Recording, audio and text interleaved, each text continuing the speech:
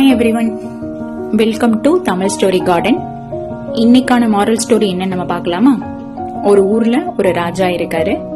அவருக்கு பறவைகள்னா ரொம்ப பிடிக்கும். அவர் தன்னுடைய அரண்மனை தோட்டத்துல நிறைய பறவைகளை, விதவிதமான பறவைகளை வளர்த்துட்டு வராரு. அதுக்கான அந்த ஸ்பெஷல் ட்ரைனர்ஸும் அந்த அரண்மனையில இருக்காங்க.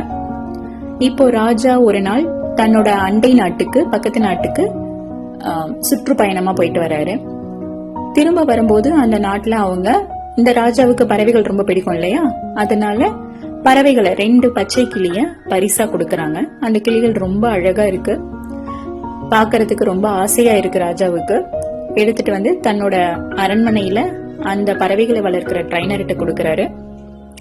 இத ரொம்ப ஒரு அழகான நல்ல இடத்துல தங்க வைங்க, இதுக்கான இடத்த செலக்ட் பண்ணுங்க அப்படின்னு சொல்லிட்டு தன்னோட அரண்மனையில இருந்து பார்த்தா அந்த தோட்டத்துல இந்த பறவைகள் தெரியக்கூடிய இடத்துல இந்த பறவைகளை வந்து வைக்கிறாங்க. அந்த ட்ரைனரும் இந்த பறவைகளை நல்லா பாத்துக்கிறாரு. ஒரு 2 நாள் ஆகுது. அந்த ட்ரைனர் வராரு. ராஜா கிட்ட வந்து, ராஜா, அந்த 2 பறவையில ஒரு பறவை நல்ல உயரமா பறக்குது, நந்தவனத்தை சுத்தி சுத்தி வருது. ஆனா ஒரு பறவை மட்டும் அன்னைக்கு உட்கார வச்ச அந்த இடத்துல இருந்து எழுந்திருக்கவே இல்லை அப்படின்னு சொல்றாரு. இப்போ ராஜாவும் அதை பார்த்திருக்கதான் செய்யறாரு. ஏன்னா அந்த பறவை எழுந்திருக்காதத இவரும் தன்னுடைய அந்த மாளிகை உப்பரிகையில இருந்து பார்த்துட்டு தான் இருக்காரு. என்ன செய்யலாம்னு யோசிக்கிறாரு. சரி அப்படின்னு, இதுக்கு ஏதோ எக்ஸ்ட்ரா கேர் தேவைப்படுது போல இருக்கு அப்படின்னு தன்னோட பக்கத்து நாட்டுல இருந்து பலவித ட்ரைனர்களை கூப்பிட்டுட்டு வராரு. கூப்பிட்டுட்டு வந்து அந்த பறவைக்கு என்ன பிரச்சனை அப்படின்னு பாக்குறாங்க. வந்த ட்ரைனர்கள் எல்லாம் ஏதோ ட்ரை பண்றாங்க.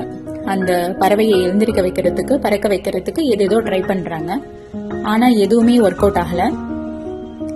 இப்ப ராஜா யோசிக்கிறாரு அடுத்து என்ன பண்ணலான்னு. தன்னோட அமைச்சர்கிட்ட கேக்குறாரு.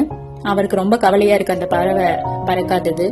ஏன்னா இப்ப ஒரு வாரம் ஆகிடுச்சு அந்த பறவை அந்த இடத்துலயே இருக்கு.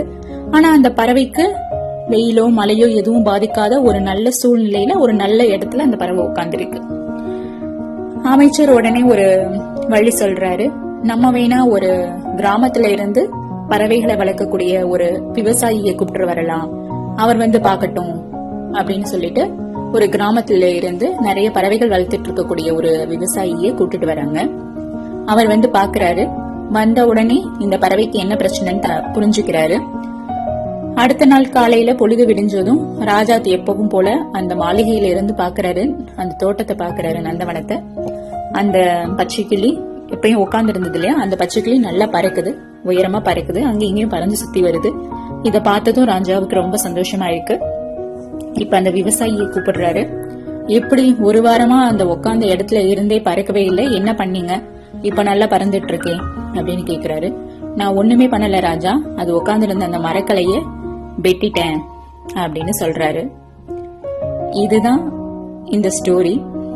இப்ப இந்த ஸ்டோரியில இருந்து நமக்கு கிடைக்கிற மாரல் என்னன்னு பார்த்தோம்னா, நாம ஒவ்வொருத்தரும் வாழ்க்கையில சக்சஸ் ஆக தேவையான அந்த எனர்ஜியோட தான் பிறக்கிறோம்.